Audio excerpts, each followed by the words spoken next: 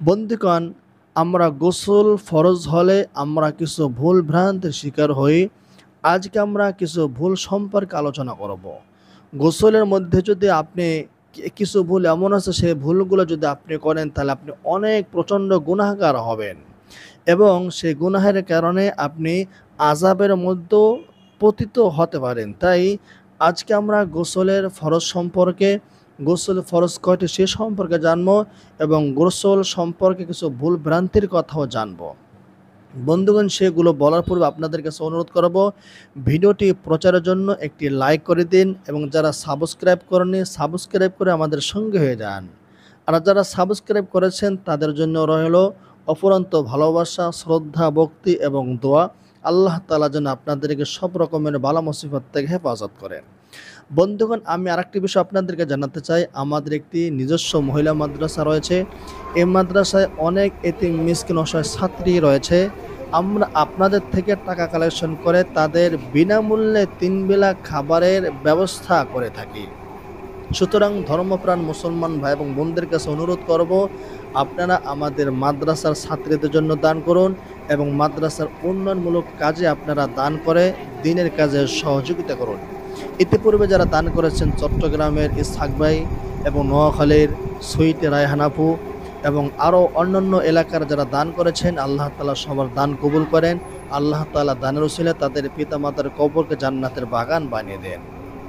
বন্ধুগণ, প্রথমে আলোচনা করব ফরজ গোসল কয়টি বা গোসলের ফরজ কয়টি। আমরা জানি গোসলের ফরজ হলো 3টি। এই 3টি ফরজ অনেকে জানি না। 1 নম্বর হলো কুলি করতে হবে। যখন গোসল ফরজ হবে আমাদেরকে প্রথমে কুলি করতে হবে। কুলি ভালোভাবে করতে হবে। একেবারে জিহ্বা উল্টিয়ে দাঁতের গোড়ায়, দাঁতের নিচে, দাঁতের মাঝখানে যা কিছু আছে সব জায়গায় পানি পৌঁছাতে হবে। ব্রাশ করতে হবে এবং ভালোভাবে কুলি করে সর্বত্রই পানি পৌঁছাতে হবে। অনেকে আছি আমরা তাড়াহুড়া করে কুলি করি, যার কারণে কুলি ভালোভাবে হয় না এবং কুলি করার সময় পানি কিন্তু হলকম পর্যন্ত পৌঁছাতে হয়। প্রথমে ভালোভাবে কুলি করতে হবে, এরপর নাকে পানি দিতে হবে। যখন আপনি নাকে পানি দেবেন, এই পানিটা যেন একেবারে উপর পর্যন্ত, নরম গোস্ত পর্যন্ত পৌঁছে যায়, সেটা খেয়াল রাখবেন। যদি আপনি এরকম পানি নিয়ে টান দেন তাহলে আপনার মস্তিষ্কে পানি চলে যেতে পারে। এই জন্য আপনি পানি জোরে মারবেন, নাকটা পরিষ্কার করবেন। এই বাম হাতের এই কনিষ্ঠা এবং বৃদ্ধাঙ্গুল দিয়ে নাকটা পরিষ্কার করবেন, এরপরে পানি জোরে মারবেন, তাহলে পানিটা নরম জায়গা পর্যন্ত পৌঁছে যাবে। এরপরে আপনি সমস্ত শরীরে পানি পৌঁছায় দেবেন, পানি ঢেলে দেবেন। প্রথমে মাথায় পানি ঢালবেন, এরপরে ডান কাঁধে, এরপরে বাম কাঁধে পানি ঢালবেন। অনেকে কি করে, ডান কাঁধে পানি ঢালে, বাম কাঁধে পরে মাথায়। এগুলো করবেন না। এতে করলে একটি সমস্যা হতে পারে। আপনি যখন পানি ডান কাঁধে ঢাললেন বা বাম কাঁধে ঢাললেন, তখন রক্তটা কিন্তু পানির চাপে মাথার দিকে উঠে যাওয়ার সম্ভাবনা থাকে। এজন্য ইসলাম শিক্ষা হলো, আপনি প্রথমে পানি মাথায় ঢালবেন, তাহলে মাথাটা ঠান্ডা হবে। এরপর মাথা ঠান্ডা হলে শরীরের অন্য অঙ্গ প্রত্যঙ্গ ঠান্ডা হওয়া শুরু করবে। কারণ মাথার সাথে এই দেহের প্রত্যেকটা রগের সাথে কালেকশন আছে, সম্পর্ক আছে। এই জন্য বন্ধুগণ, ফরজ গোসলের শুরুতে প্রথমে মাথায় পানি ঢালবেন 3 বার, ডান কাঁধে 3 বার, বাম কাঁধে 3 বার। এরপর সমস্ত শরীর ভালোভাবে ভালোভাবে ম্যাসেজ করে প্রত্যেকটা পশমের গোড়ায় গোড়ায় পানি পৌঁছে দিবেন। যদি প্রত্যেকটা পশমের গোড়ায় পানি না পৌঁছে কোনো জায়গা যদি শুষ্ক থাকে, তাহলে কিন্তু আপনার ফরজ গোসল হবে না। এক্ষেত্রে একটা মাসআলা বলে রাখি, মনে করেন ফরজ গোসলের আগে অনেকে কেউ কুলি করতে ভুলে গেছে, নাকে পানি দিতে ভুলে গেছে, তাহলে এখন কি হবে? গোসল করেছে, এর পরে মনে হয়েছে সে তো মুখে পানি দেয় না, নাকে পানি দেয় না। এখন তার জন্য করণীয় হলো, যখনই তার মনে হবে তখনই সে খুব ভালোভাবে কুলি করে নেবে এবং ভালোভাবে নাকে পানি পৌঁছে দেবে। তাহলে ইনশাল্লাহ তার ফরজ গোসল কমপ্লিট হয়ে যাবে। বন্ধুগণ, ফরজ গোসলের ব্যাপারে অনেকে বলে থাকে যে ফরজ গোসল থাকা অবস্থায় যদি কেউ তাৎক্ষণিকভাবে গোসল না করে তাহলে নাকি মাটিতে হাঁটা যায় না, মাটিতে হাঁটলে নাকি অভিশাপ দেয়, মাটিতে হাঁটলে নাকি মাটি নাপাক হয়ে যায়, অপবিত্র হয়ে যায়। এবং মানুষ এটাও মনে করে ফরজ গোসল অবস্থা নাকি জিকির আজকার করা যায় না, আল্লাহকে ডাকা যায় না এবং দুরূদও পড়া যায় না। এগুলো সম্পূর্ণ ভিত্তিহীন কথা। যখন গোসল ফরজ হবে আপনি মাটিতে হাঁটতে পারবেন। মাটি আপনাকে বদদোয়া দিবে না, অভিশাপও দিবে না, মাটি নাপাকও হবে না। গোসল ফরজ অবস্থায় আপনি বিভিন্ন দোয়া দরুদও পড়তে পারবেন। আল্লাহকে ডাকতে পারবেন সুবহানাল্লাহ, আলহামদুলিল্লাহ, আল্লাহু আকবার, এই সকল জিকির আজকার করতে পারবেন। দরুদও পড়তে পারবেন সাল্লাল্লাহু আলাইহি ওয়াসাল্লাম। তবে এই সময় পবিত্র কোরআন তেলাওয়াত করবেন না। সাবধান, মনে রাখবেন গোসল ফরজ অবস্থায় পবিত্র কোরআন কারীম তেলাওয়াত করা থেকে বিরত থাকবেন। গোসল ফরজ অবস্থায় গৃহের ঘরের সকল কাজকর্ম করা যাবে। আপনার ছেলেকে, আপনার মেয়েকে, সবাইকে স্পর্শ করা যাবে, কাপড় চোপড় ধুতো করা যাবে বা পবিত্র কাপড়ও ধরা যাবে, সেগুলো নাপাক হবে না, অপবিত্র হবে না। অনেকে মনে করে গোসল ফরজ না হলে, বিশেষ করে নারীদের যখন গোসল ফরজ হয়, গোসল ফরজ অবস্থা নাকি রান্নাবান্না করা যায় না, তরকারি কাটা যায় না, কোনো কিছু করা যায় না। এগুলো সম্পূর্ণ ভিত্তিহীন কথা। এগুলোর অস্তিত্ব কোরআন এবং হাদিসের কথা উল্লেখ নেই। তবে গোসল ফরজ হলে দেরি করা ঠিক নয়। তাৎক্ষণিকভাবে গোসল করার পরে তাৎক্ষণিকভাবে গোসল করা নেওয়াই ভালো। আর যদি তাৎক্ষণিকভাবে গোসল করে নিতে না পারেন তাহলে অন্তত উযু করে নেওয়া ভালো। আর যদি এত দেরি করলেন যে রাত্র পেরিয়ে গেল, নামাজও পড়লেন না, তাহলে কিন্তু আপনি বড় গুনাহগার হবেন। ফরজ গোসল অবস্থায় যদি আপনি সারা রাত্র পার করে দেন, গোসল না করেন, নামাজও যদি না পড়েন, তাহলে আপনি প্রচণ্ড গুনাহগার হবেন, প্রচণ্ড গুনাহগার হবেন।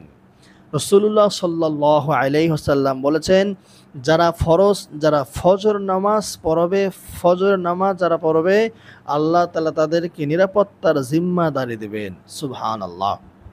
সুতরাং যারা রাত্রেবেলায় গোসল করলেন না, সূর্য উঠে গেছে, আপনার হেলায়, আপনার অবহেলায় আপনারা একটি নামাজকে বরবাদ করে দিলেন, একটি নামাজকে আপনি জবাই করে দিলেন। আর নামাজকে বরবাদ করে দিয়ে আপনি সুখ শান্তি খুঁজে পাবেন না। আপনার উপর আল্লাহ পাকের রহমত থাকবে না।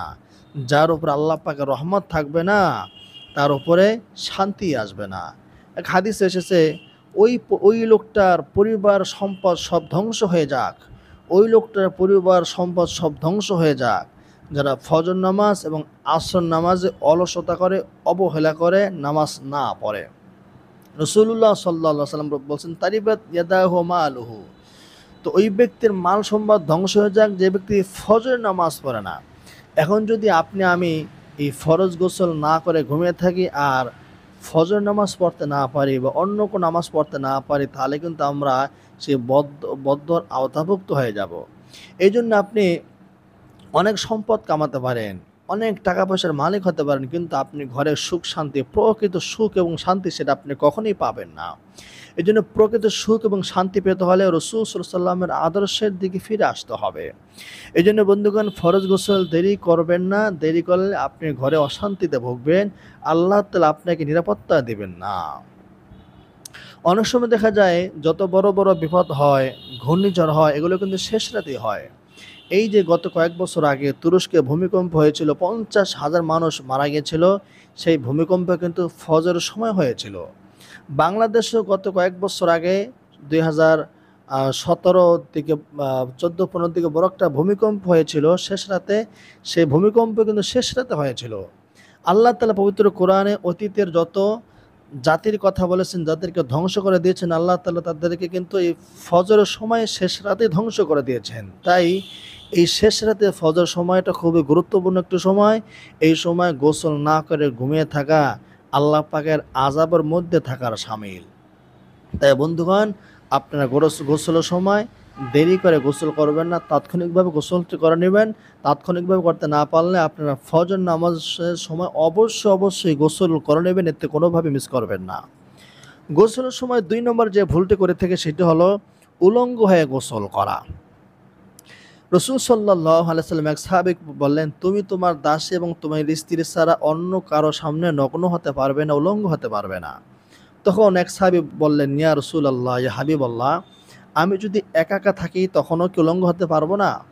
নবী করিম সাল্লাল্লাহু আলাইহি ওয়াসাল্লাম তখন বললেন, আল্লাহ তাআলা অধিক লজ্জার হকদার। মানে আমি একা থাকলেও তো আল্লাহ তাআলা আমাকে দেখতেছেন, তো আল্লাহকে তো আমার লজ্জা করা দরকার, আল্লাহর সামনে আমার শর্মিন্দা হওয়া দরকার। তো এই হাদিস দ্বারা বোঝা যাচ্ছে আমি যদি একাকেও থাকি তাহলে আমি উলঙ্গ হতে পারবো না।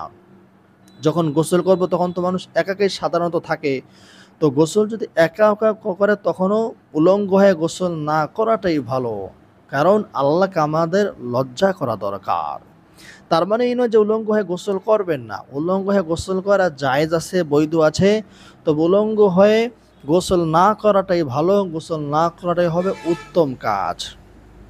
বন্ধুগণ, গোসলে করার সময় আমরা অনেকে গোসলখানায় পেশাব করে থাকি। রাসূলুল্লাহ সাল্লাল্লাহু আলাইহি ওয়াসাল্লাম বলেছেন, লা ইয়াবুলান আহাদুকুম ফি মুস্তাহাম্মিহি, তোমাদের কেউ যেন গোসল করার সময় গোসলখানায় পেশাব করে না দেয়। আমরা কেউ গোসলখানায় পেশাব করব না। এর কারণ হলো, গোসলখানায় পেশাব করলে গোসল করার পর আপনার কাছে মনে হবে যে আমি যে পেশাব যে জায়গায় করেছি এই পেশাবের ছিটা মনে হয় আমার গায়ে লেগেছে। এতে করে আপনার সন্দেহ রোগ সৃষ্টি হবে। আর যখন সন্দেহ রোগ সৃষ্টি হবে তখন আপনি নামাজ পড়ে, কোরআন তেলাওয়াত করে, জিকির আজকার করে আল্লাহকে ডেকে স্বাদ পাবেন না। মনে হবে আমার মনে হয় অজু নেই, আমার মনে হয় অজু নেই, অথচ আপনার অজু আছে। অজু থাকলেও মনে হবে অজু নেই। এজন্য গোসলখানায় পেশাব করা থেকে বিরত থাকবেন। তবে হ্যাঁ, আমাদের এই যুগে যেহেতু একেবারে গোসলখানা, অজুখানা এবারে সব কিছু টাইলস হয়ে গেছে, যার কারণে পেশাব করলে পানি দিলে সব একেবারে ধুয়ে মুছে পরিষ্কার হয়ে যায়। আমরা টাইলসে যদি পেশাব করি আর সেখানে যদি পানি ছিটিয়ে দিই, পানি ঢেলে দেই, তাহলে সে পানি একেবারে পেশাবকে ধুয়ে মুছে সাফ পরিষ্কার করে দেয়। যদি কারো পেশাব পায়খানা এরকম টাইলসওয়ালা থাকে তাহলে সেক্ষেত্রে সেখানে পেশাব করার পরে গোসল করতে কোনো সমস্যা নেই। তবে যদি গোসলখানা এমন হয় যেখানে গোসল করলে পানিটা জমে থাকে, যেমন কাঁচা মাটি বা বালু মাটি, হ্যাঁ, এই জাতীয় যদি এরকম পরিস্থিতি হয় যেখানে গোসল করলে গোসলের পানি জমে থাকে বা পেশাব করলে পেশাবের পানি জমে থাকে, সেসব ক্ষেত্রে গোসল করার আগে পেশাব না করাই ভালো। পেশাব না করে উত্তম কাজ হবে এবং ভালো কাজ হবে। বন্ধুগণ, গোসল করার সময় ফায়সা কথাবার্তা না বলা। যদি আপনারা 2-3 জনে মিলে গোসল করেন, সেই সময় মানুষের সাথে ফায়সা কথা বললেন, অনর্থক কথা বললেন, এগুলো আদৌ করা ঠিক নয়। গোসল করবেন কিভাবে? আবার অনেকে আছে স্বামী স্ত্রী একসাথে যখন গোসল করে, স্ত্রীর বালতি আলাদা, স্বামীর বালতি আলাদা। স্ত্রীর বালতি স্বামী ব্যবহার করে না, স্বামীর বালতি স্ত্রীর ব্যবহার করে না, এটাও কিন্তু ঠিক নয়। বরং স্বামী স্ত্রীর একে বালতিতে গোসল করা যাবে, এটা জায়েজ আছে, উত্তম আছে, বরং এটা ভালোবাসার বহিঃপ্রকাশ। হাদিসে এসেছে রাসূলুল্লাহ সাল্লাল্লাহু আলাইহি সাল্লাম যখন ফরজ গোসল করতেন, তো যেই পাত্রে পানি থাকতো সেই পানি থেকে তিনি নিজেও পানি ঢালতেন, তার স্ত্রীরাও সেই পাত্র থেকে পানি নিজের গায়ে ঢালতেন, গোসল করতেন।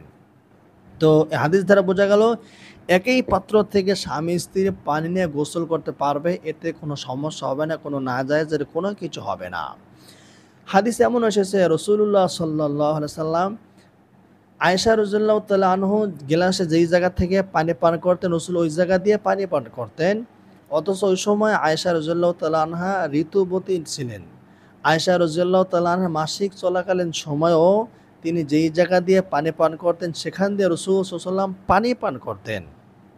বরং এমনও আছে রাসূল সাল্লাল্লাহু আলাইহি ওয়াসাল্লাম আয়েশাকে জিজ্ঞাসা করতেন, আয়েশা তুমি কোন জায়গা দিয়ে পানি পান করেছো, সেই জায়গাটা আমাকে দেখিয়ে দাও। আয়েশা রাদিয়াল্লাহু তাআলা সেই জায়গাটা দেখিয়ে দিতেন আর রাসূল সাল্লাল্লাহু আলাইহি ওয়াসাল্লাম সেখানে মুখ লাগিয়ে পানি পান করতেন। এটা ছিল স্বামী স্ত্রীর ভালোবাসায়। এই জন্য বন্ধুগণ, গোসল করার সময় যে ভুলের কথা বললাম সে ভুলগুলো থেকে আমরা বিরত থাকব। অনেকে আছে গর্তের মধ্যে পেশাব করে দেয়। ফরজ গোসল করবে, গোসলের আগে তো পেশাব করতে হয়। তো যারা দেশ গ্রামে থাকে তারা গর্তের মধ্যে পেশাব করে দেয়, এই জন্যে যাতে করে পেশাবের ছিটাটা না আসে। বন্ধুগণ, এটা কিন্তু বড় মারাত্মক একটা অন্যায় কাজ আপনি করতেছেন। কারণ এই গর্তের মধ্যে সাপ বিচ্ছু থাকতে পারে, এটা তার বাড়ি, তার ঘর, তার স্থায়ী জায়গা। আপনি এখানে পেশাব করে তার বাড়িটাকে নোংরা করে দিলেন, বিষাক্ত করে দিলেন, অপবিত্র করে দিলেন এবং ব্যবহার অযোগ্য করে দিলেন। এতে দুইটা ক্ষতি। একে তো তার বাড়িকে অপবিত্র বা ব্যবহার অযোগ্য করে দিলেন, দ্বিতীয়ত একটা প্রাণীকে আপনি কষ্ট দিলেন। আর এই কারণে আপনার নিজেরও কষ্ট হবে, নিজেরও ক্ষতি হওয়ার সম্ভাবনা আছে। কারণ আপনি যখন একটা গর্তের মধ্যে পেশাব করেছেন, এই গর্তের মধ্যে যদি সাপ থাকে, আপনার গরম পানির ছিটা পেয়ে সে সাপ উপরের দিকে উঠে এসে আপনার জায়গা মতো সে কামড় বসিয়ে দিতে পারে।